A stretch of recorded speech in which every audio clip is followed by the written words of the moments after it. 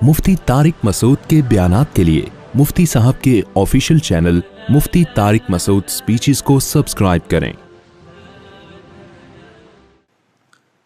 शिरकत जो है ना, कोई भी गैरतमंद बर्दाश्त नहीं करता। जो हाकिम हो, शौहर हाकिम होता है ना, घर का सरबरा होता है। इसलिए अल्लाह ने औरत को दो मर्दों की इजाजत नहीं दी है, क्योंकि सरबरा दो नहीं हो सकते। सरबरा हमेशा एक, मातहत ज्यादा होते हैं, मातहत ज्यादा हो सकते हैं। सरबरा एक, बाप एक ही होता है, बच्चे ज्यादा होते हैं, बच्चे मातहत होते हैं। ये नहीं होता कि ये भी अब्बा और वो भी अब्बा, मेरे दो अब्बा हैं, उसमें बाप गैरत से मर जाएगा। सरबरा हमेशा क्या होता है मेरे भाई? एक, आपकी बीवी नाफरमान है, खाना नहीं पकाती, बर्दाश्त कर लोगे आप। आपकी जौजा बद अखलाक है, बर्दाश्त कर लोगे। लेकिन आपकी जौजा आपकी बे इंतहा खिदमत कर रही है। आपकी वाइफ आपका हर तरह से ख्याल करती है, आपके मां बाप की भी खिदमत। एक ऐब है उसके अंदर कि जब उससे पूछा जाए आपका शौहर कौन है, तो कहती है वसीम भाई भी हैं और गफ्फार साहब भी हैं। जो बेगैरत होगा ना, वो कहेगा कोई बात नहीं यार, एक ऐब है ना कि मुझे भी शौहर मानती है, उसको भी मानती है, खिदमत तो देखो ना यार, इसकी खूबियां तो देखो ना। गैरतमंद कहेगा ये तमाम खूबियां, इन पर ये वाली खामी का पलड़ा भारी है। आज का मुशरिक कह सकता है कि हम अल्लाह के अलावा किसी और को अल्लाह नहीं मानते। मुफ्ती साहब मिसाल दे रहे हैं शौहर की कि एक औरत कह रही है ये भी मेरा शौहर, वो भी मेरा शौहर। तो ये मिसाल तो उस मुशरिक पे फिट होगी जो कहेगा अल्लाह भी मेरा अल्लाह और ये कब्र भी मेरी अल्लाह। हम तो कब्र को अल्लाह नहीं मानते, हम तो बुतों को अल्लाह नहीं मानते। हम तो कहते हैं भगवान एक ही है जो आसमानों पे है, हम तो एक मानते हैं। हम तो कहते हैं अल्लाह ने इनको इख्तियारात दिए रखे हैं। तो इसके लिए मैं एक और मिसाल मार्केट में लेकर आया हूं। मार्केट में एक और मिसाल, आपकी वाइफ कहती है शौहर तो आप ही हो, लेकिन रात उसके साथ गुजारूंगी मैं। आप कहते हो कि बेगम जब मैं शौहर हूं तो रात उसके साथ गुजारने का क्या मतलब? तो कहती है आपके साथ भी तो गुजारती हूं ना, ये इसकी अलामत है कि आप मेरे शौहर हो, और उसके साथ मैं गुजार रही हूं शौहर मान के नहीं। कुछ भी फर्ज कर लें, शौहर नहीं है वो, रात गुजारूंगी। आप कहोगे कि फिर उसी के साथ गुजारो, मेरे साथ बोलो मत गुजार। वो कहे देखें ये नादरा में मैंने शौहर के खाने में आपका नाम डलवाया है, ये निकाह नामे में भी आपका नाम है। कोई भी मुझसे पूछता है हस्बैंड कौन है, मैं कहती हूं वसीम साहब है हस्बैंड मेरे, हर जगह आपका नाम।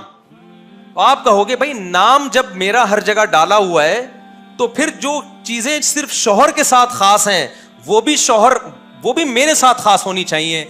अगर किसी और को उसमें शरीक कर लिया तो डॉक्यूमेंटेशन के तकल्लुफ की जरूरत नहीं है। ये निकाहनामा अपने पास रख और कल तलाकनामा मिल जाएगा तुझे। नहीं आई मेरा ख्याल है बात? भाई शौहर का मतलब क्या होता है? नादरा का तो अब बना है ना, आदम अलैहिस्सलाम के जमाने में तो नादरा नहीं था, उसमें तो कागजात। अभी भी बलूचिस्तान में ज्यादातर केपीके में गांव देहातों में जाएं, पंजाब के गांव देहातों में निकाह नामे नहीं बने होते, कोई कागज नहीं है। औरत जिसके साथ रहती है उसको शौहर समझा जाता है, निकाह हुआ था भाई। तो आप दलील में क्या कहोगे अपनी बेगम से? बेगम बात यह है कि ये कागज रख एक तरफ, जब तूने मुझे शौहर माना है तो शौहर और बीवी का जो रिलेशन है वो सिर्फ मेरे साथ होगा, वो मेरे अलावा किसी और के साथ नहीं होगा। अगर दिया तो तू 100 दफा कहती रहे मैं तेरा शौहर हूं, मैं नहीं मानता। अल्लाह कहता है, बाज लोग मुझे अल्लाह कहते हैं, खालिक कहते हैं, लेकिन मखलूक और खालिक का जो रिश्ता है उसमें किसी और को मेरे साथ शरीक करते हैं। दुआ का रिश्ता, सिर्फ पुकारने का रिश्ता, ये माबूद और आबिद का रिश्ता है। दुआओं के लिए हाथ उठाना, सजदे करना, तवाफ करना, ये माबूद और आबिद का रिश्ता है। अगर कोई इबादत गुजार ये रिश्ता अल्लाह के अलावा किसी और को देता है, वो 100 दफा भी कहता है कि मैं सिर्फ अल्लाह को मानता हूं, अल्लाह उस मानने को नहीं मानता। खोपड़ी शरीफ में बात आ रही है। मैं सोच रहा हूं खोपड़ी का नाम तब्दील करके नारियल रख दूं, खोपड़ी का नाम चेंज करके नारियल रख दूं, लेकिन तौहीन का डर है इसलिए मैं नहीं ये काम करता। کھوپڑی پہ بہت لوگوں کی کھوپڑی گھوم جاتی ہے کہ یار ہمیں اچھے بھلے دماغ کو مفتی صاحب کھوپڑی کیوں کہہ رہے ہیں. مشرکین کون سا یہ کہتے تھے کہ دو اللہ ہیں؟ قرآن کیا کہتا ہے؟ وَلَئِن سَأَلْتَهُم مَّنْ خَلَقَ السَّمَاوَاتِ وَالْأَرْضَ لَيَقُولُنَّ اللَّهُ. اے نبی جب آپ 360 بتوں کی عبادت کرنے والے مشرکوں سے پوچھتے ہو کہ اس کائنات کا بنانے والا کون ہے، تمام کافر، تمام غیر مسلم مشرک کہتے تھے صرف اللہ. اللہ ہے جس نے ان کو بنایا ہے. وہ بھی اللہ کو ایک مانتے تھے. تو اللہ نے کہا کہ جب وہ ہے تو پھر دعاؤں میں ان کو پکارتے کیوں ہو؟ وہ حق جو اللہ کا ہے وہ ان کو کیوں دیتے ہو؟ تو وہ کہتے تھے ہم اللہ کو بھی مانتے ہیں. تو اللہ نے کہا ایسا ماننا مجھے معتبر، مجھے قبول نہیں ہے. وَمَا يُؤْمِنُ أَكْثَرُهُمْ بِاللَّهِ إِلَّا وَهُمْ مُشْرِكُونَ. اللہ کہتے ہیں یہ لوگ مجھ پر ایمان لاتے ہیں، ساتھ میں میرے ساتھ کسی اور کو پکارتے ہیں، شریک کرتے ہیں. تو یہ والا ماننا مجھے قبول نہیں ہے. شوہر محبت میں شرکت برداشت نہیں کرتا. وہ محبت جو صرف شوہر کو ملنی چاہیے کیونکہ سربراہ ہے. تو جو کائنات کا خالق ہے، کائنات کا بنانے والا ہے، پوری کائنات کا سربراہ ہے، جس میں غیرت ہم سے زیادہ، وہ کیسے برداشت کر لے گا کہ جو محبت مجھے دینی چاہیے اس میں میرے ساتھ کسی پیغمبر کو، ولی کو، کسی بت کو، کسی مخلوق کو شریک کرو؟ وہ کبھی بھی یہ برداشت نہیں کرے گا. آپ کی ساری نیکیاں ایک راکھ کا ڈھیر ہیں. ترازو میں جب یہ نیکیاں شرک کے ساتھ رکھی جائیں گی تو نیکیوں کا پلڑا ہلکا ہوگا، شرک کا پلڑا بھاری ہوگا. نہیں آئی میرا خیال ہے بات؟ دیکھو کچھ محبتیں ایسی ہیں جو صرف باپ کو دی جاتی ہیں. کس کو دی جاتی ہیں؟ باپ کو. تعظیم دوستوں کی جاتی ہے یا باپ کی؟ باپ کی. محبت دوستوں سے بھی ہوتی ہے، باپ سے بھی ہوتی ہے، ماں سے بھی ہوتی ہے، بیوی سے بھی ہوتی ہے، بچوں سے بھی ہوتی ہے. ہر محبت کا اسٹائل الگ الگ ہوتا ہے. تو ہم جب اللہ سے محبت کرتے ہیں نا، وہ بھی الگ قسم کی محبت ہے. ابا سے محبت ہوتی ہے، اس میں تعظیم کا عنصر ہوتا ہے، عظمت کا، بزرگی کا عنصر ہوتا ہے. یہ والی محبت آپ کسی اور کو دے دو ابا کی موجودگی میں، پھر آپ 100 دفعہ بولو ابا ابا تو آپ ہی ہیں، ابا کہیں گے، پھر یہ والا ابا کہاں سے لبا؟ وہ آپ کا بیٹا جواب میں کہہ رہے ابا یہ ابا نہیں ہے، دیکھو نادرا میں نے آپ کا نام ڈلوایا، آپ ہی میرے ابا ہیں. ابا کہے گا کہ جو محبت باپ کو دینی چاہیے تو وہی اسٹائل میں اس کو بھی محبت دے رہا ہے، تو پھر اس کا مطلب تو یہ تیرا باپ ہے. پھر جو محبت ماں کو ملنی چاہیے آپ کسی اور انٹی کو وہ محبت دے رہے ہیں تو ماں کو غصہ آئے گا نا. جو اولاد کو ملنی چاہیے آپ پڑوسیوں کے بچوں کو وہ محبت، وراثت ساری پڑوسیوں کے نام کر کے جا رہے ہو. تو بچہ کیا کہے گا؟ ابا آج آپ نے ہمارے دل پہ آرے چلا دیے. ویسے تو ساری زندگی آپ نے ہمیں تانے ہی دیے ہیں، لیکن ایک وراثت جو خونی رشتے کو ملتی ہے وہ بھی آپ نے پڑوسیوں کے بچوں کو دے دی. باپ کہے بیٹا غم نہ کرو، نادرا میں دیکھو میں نے تمہارا نام ڈالا ہوا ہے. آپ بولو گے ابا یہ نادرا کی کاپی اپنے پاس رکھو، اس کا ہمیں کوئی فائدہ نہیں، وراثت تو ساری ان کو دے دی آپ نے. ہم مار کھاتے رہے ساری زندگی، آپ نے آج تک ایک گٹکے کی پیسے نہیں دیے، ہم نے یہ بھی برداشت کیا، سب کچھ برداشت کیا، لیکن یہ تسلی تھی کہ ہیں تو ہم آپ کے نا، تو وراثت ہمیں کس کو ملے گی؟ وہ تو ہمیں ملے گی، وہ بھی آپ نے کسی اور کو اٹھا کے دے دی. لیکن ابا کو اس پہ فخر ہے، بیٹا جہاں بھی محفل میں جاتا ہوں میں تمہیں اپنا بیٹا کہتا ہوں، اور جن کو میں نے وراثت دی ان کو اپنا بیٹا نہیں کہتا. تو آپ بے وقوف بن جاؤ گے ابا کی ان باتوں میں. اتنی عقل آپ میں ہے تو کیا معاذ اللہ نقل کفر، اللہ میں معاذ اللہ اتنی سمجھ نہیں ہے کہ آپ اللہ کو اللہ اللہ کہتے رہو، لیکن جب پکارنے کی بات آئے تو کبھی یا اللہ مدد، کبھی یا رسول اللہ مدد چلا دیا آپ نے، کبھی یا اللہ مدد چلا دیا، کبھی یا علی مدد چلا دیا، کبھی یا اللہ مدد چلا دیا، کبھی یا غوث اعظم مدد چلا دیا، کبھی بیت اللہ کے گرد طواف کر رہے ہو، کبھی قبر کے گرد بھی کر رہے ہو جا کے. اللہ کا گھر اور قبر آپ کی نظر میں کیا ہو گئے؟ برابر ہو گئے. پھر آپ 100 دفعہ بولتے رہو میں توحید کو مانتا ہوں، میں لا الہ الا اللہ کہتا ہوں. ایسا لا الہ الا اللہ تو قادیانی بھی پڑھتا ہے، کیا وہ جنت میں چلا جائے گا؟ خالی لا الہ الا اللہ، لا الہ الا اللہ کا جو مفہوم ہے وہ سمجھ کے پڑھیں گے تو مسلمان ہوں گے بھائی. ابو جہل کو مطلب پتا تھا لا الہ الا اللہ کا، اس لیے اس نے نہیں پڑھا.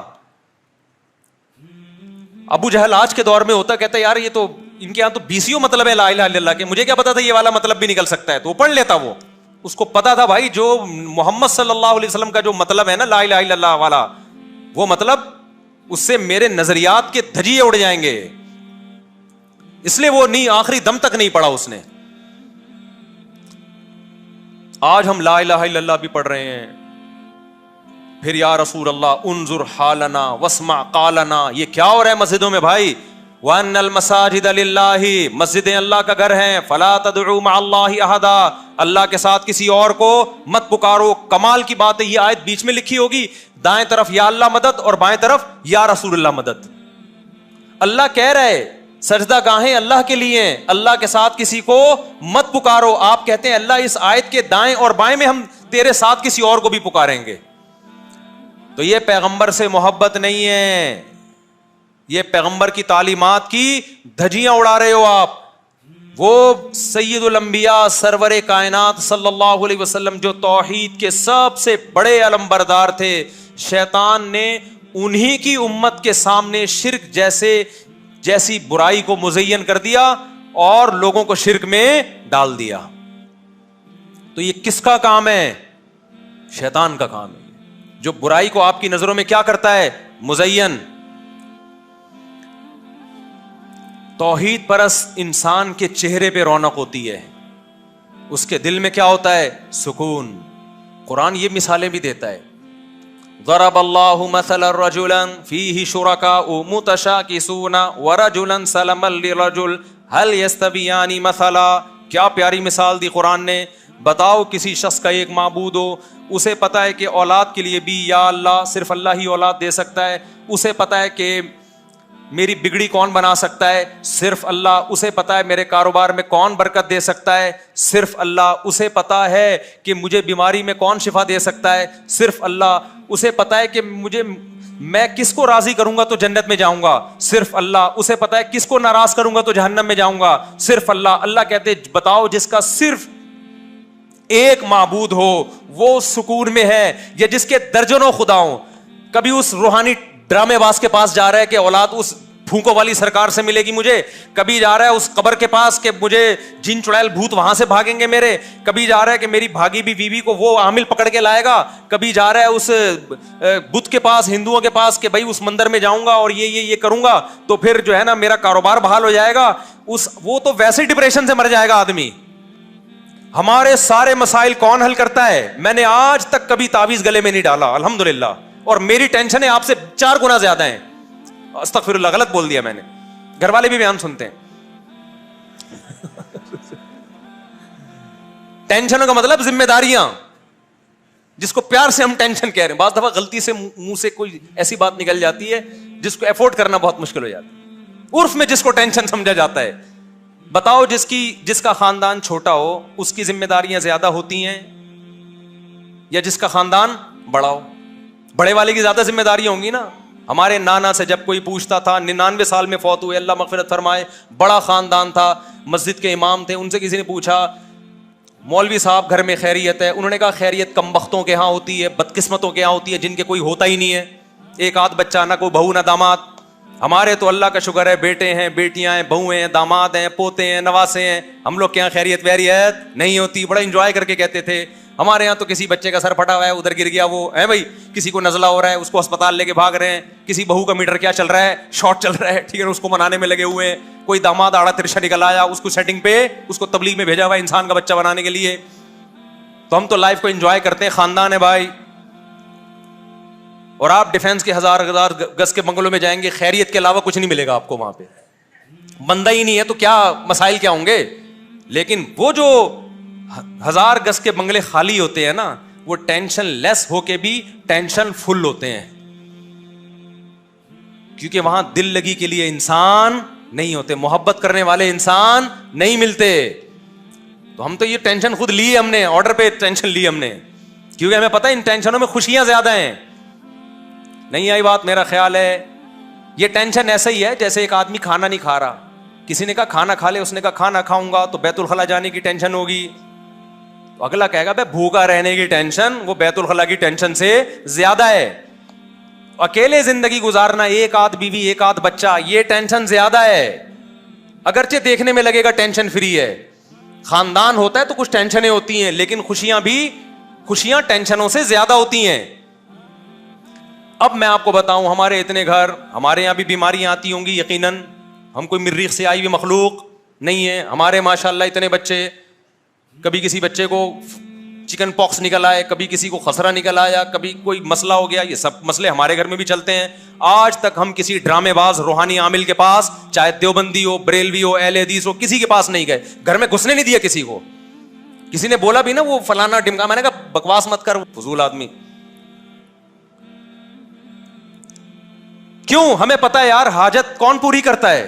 اللہ. ہم نے اپنے والد صاحب کو دیکھا, تبلیغ میں وقت لگاتے تھے, تبلیغ میں ایک بات سیکھی, اللہ سے ہوتا ہے, اللہ کے غیر سے نہیں ہوتا. ایسا والد صاحب کا ایمان تھا.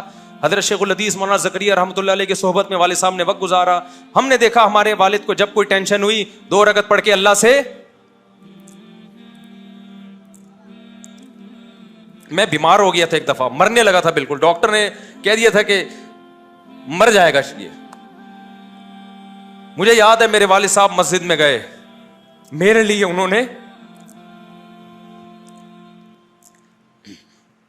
اللہ کے سامنے ہاتھ اٹھا کے دعا مانگی ہے.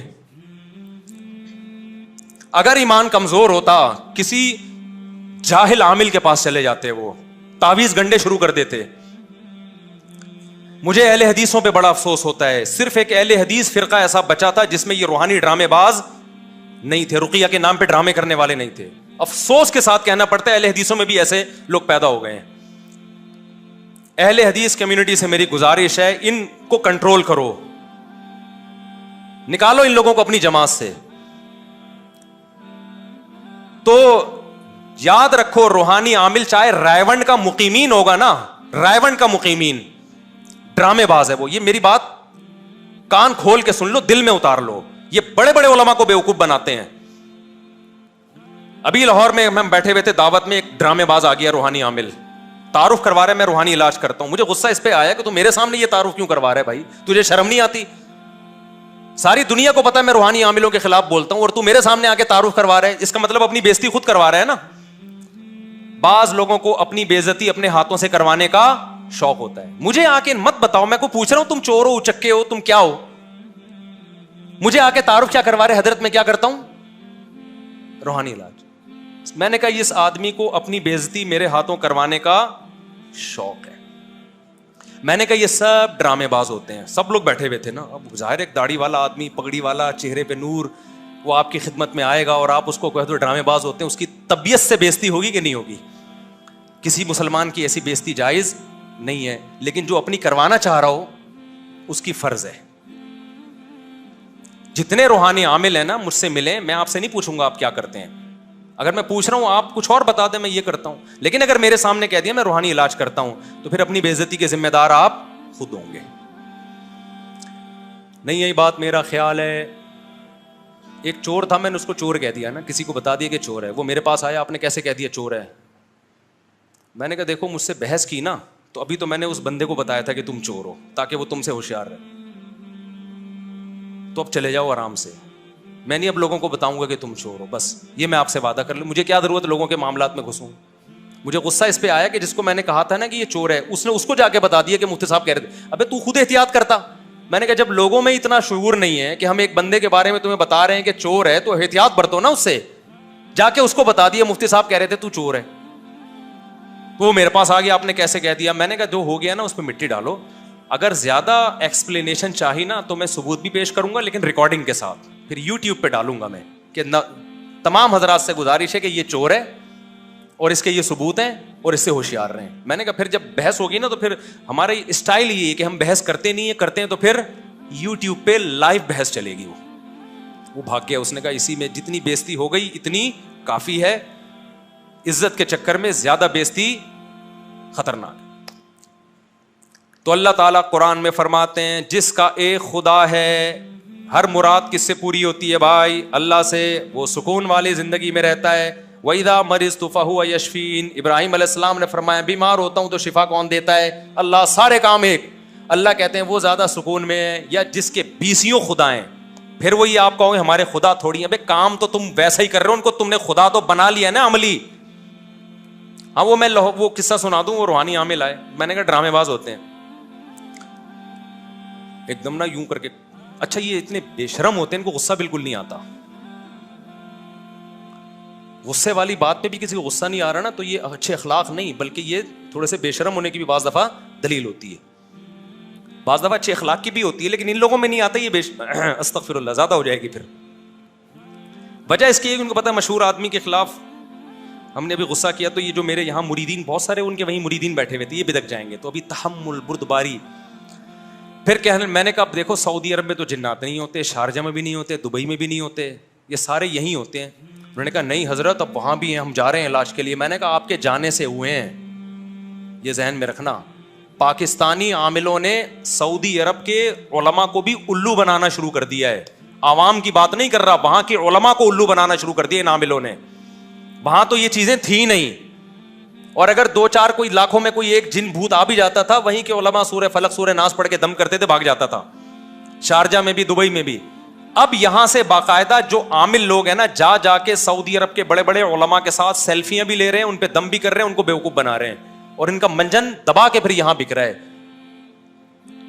ایک گیا سعودی عرب میں کہہ رہا ہے میں فیکٹری چلا کے آ جاؤں, دم کیا میں نے, سعودیہ کی فیکٹری چل گئی, بکواس کر رہا ہے, جھوٹ بول رہا ہے. تو اب آپ دیکھیں گے پاکستانیوں نے اور تو کوئی چیز ایکسپورٹ نہیں کی ہے, روحانی عامل کو ایکسپورٹ کرنا شروع کر دیا. خدا کا واسطہ اپنی عورتوں کو اس سے بچاؤ, عاملوں سے. یہ عامل چلاک آپ کی عورتوں پہ بھی قبضہ کرتے ہیں, اللہ ماشاء اللہ کچھ نیک بھی ہوتے ہیں جو, لیکن جو نیک ہے اس کے اوپر کی سیٹنگ آؤٹ ہوتی ہے. اور مفتی موسیٰ روحانی بازی رحمۃ اللہ علیہ کے بارے میں بار بار کہتا ہوں وہ عامل نہیں تھے, وہ جو دم کرتے تھے فوراً فائدہ ہوتا تھا, وہ کرامت تھی ان کی. بعض اللہ والوں کی یہ کرامت ہوتی ہے کہ کسی کو دم کیا اللہ نے اس کو شفا دے دی بس. بخاری میں ہے نا واقعہ, پچھلی امتوں میں ایک شخص تھا وہ نابینا لوگوں کے آنکھوں پہ ہاتھ رکھتا, بینائی آتی, تو یہ کرامت کہلاتی ہے. یہ سارے کام اللہ کر رہا ہوتا ہے, اس میں اس بزرگ کے اختیار نہیں دیا ہوتا اللہ نے. جیسے ہمارے نبی نے چاند کے 2 ٹکڑے کیے تو نبی نے تھوڑی کیے ہیں, ٹکڑے کس نے کیے ہیں, اللہ نے کیے ہیں.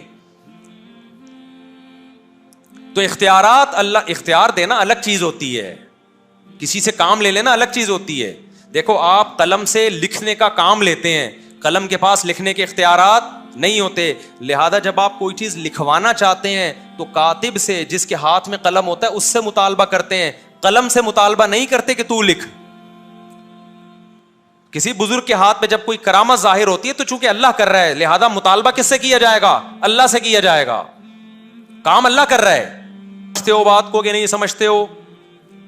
تو میں یہ عرض کر رہا تھا, جلدی سے بات کو سمیٹ کے ختم کرتا ہوں. جس کا ایک خدا ہے وہ کس میں ہے بھائی؟ سکون میں. جس کو پتا ہے اللہ سے ہوتا ہے. ہمارے والد صاحب نے, میں بتا رہا تھا, دعا مانگی, اللہ نے ہمیں ٹھیک کر دیا. ایسا ٹھیک کیا کہ شادیوں پہ شادیاں دے دنادن, ضرور سے زیادہ ٹھیک ہو, مسالہ زیادہ لگ گیا, جون پور کے قاضی بن گئے.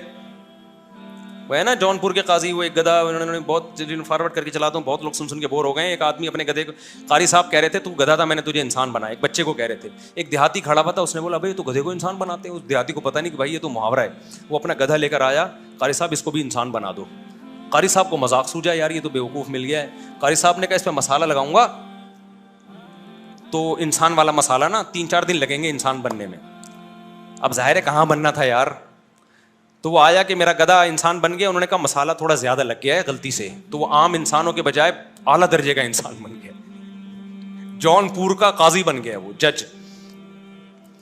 تو یہ گیا, خیر قصہ مختصر, جا کے نا اس کو گھاس دکھا رہا ہے جج کو, وش وش کر کے نا. وہ جج کہہ رہا ہے کیا ہو گیا؟ کہہ رہے زیادہ شور نہ مار, تو میرا ہے, تو میرا گدھا ہی نا, تو مسالہ زیادہ لگ گیا تو انسان بن گیا. تو ہمارے والد صاحب نے میرے لیے دعا مانگی, اللہ اس کو شفا دے دے. چھوٹا تھا میں, بہت خون کی پیچش تھی, بہت ہی خطرناک. تو شاید اللہ نے ایسی دعا قبول کی ہے کہ ایسی صحت بن گئی الحمدللہ, اللہ نظر بد سے بچائے, کہ مسالہ کیا لگ گیا, شادیوں پہ شادیاں. یہ تو اسلام نے ہمیں روک دیا بھائی, 4 پہ روک دیا, بریکیں اللہ نے لگائی ہیں, ورنہ کسی کا باپ بھی ہمیں نہیں روک سکتا تھا. لوگ مذاق اڑاتے یا جو مرضی کرتے, کسی کا باپ میں دم تھا تو روک کے بتا. میں گھر والوں سے بولتا ہوں اللہ کا شکر ادا کرو, اللہ نے مجھے روک دیا. سسرال والوں سے بھی کہتا ہوں اسلام کا احسان ہے. کیا خیال ہے بھائی؟ ورنہ کسی کے باپ, کوئی مائی کا لال آج تک ایسا پیدا نہیں ہوا ہے. خودکشی کی دھمکیاں اور فلانی دھمکیاں, لوگ پتہ نہیں کیا کیا کر رہے ہوتے ہیں, پڑوسیوں کی طرف سے بدنامیاں, یہ وہ اوٹ پٹانگ فضول باتیں. بھائی اللہ نے جب اجازت دی ہے تو یار کسی کے باپ میں دم میں روک. ہمیں تو لگا کہ یعنی اللہ کے ساتھ گویا کہ ہم کسی کو شریک کر رہے ہیں. اللہ کہہ رہے کر لو, پڑوسی کہہ رہے نہیں کرو. ابے تو خدا ہے کیا؟ میں اللہ سے پوچھوں گا یار میں نے کیا کرنا ہے کیا نہیں کرنا ہے؟ مجھ سے کوئی غلطی اگر ہوگی تو میں کس سے معافی مانگوں گا؟ اللہ کی نافرمانی پہ معافی کس سے مانگی جاتی ہے؟ اللہ سے. تو اطاعت کس سے کی جاتی, کس کی جاتی ہے؟ اللہ کی. تو جس کا ایک خدا ہو وہ کیا ہے؟ اس کو پتا ہے غلطی میں کیا کرنا ہے اور عبادت میں کیا کرنا ہے. مسائل حل کون کرے گا؟ اس کی طبیعت میں کیا ہو گیا میرے بھائی؟ سکون. سارے کام کس کی طرف؟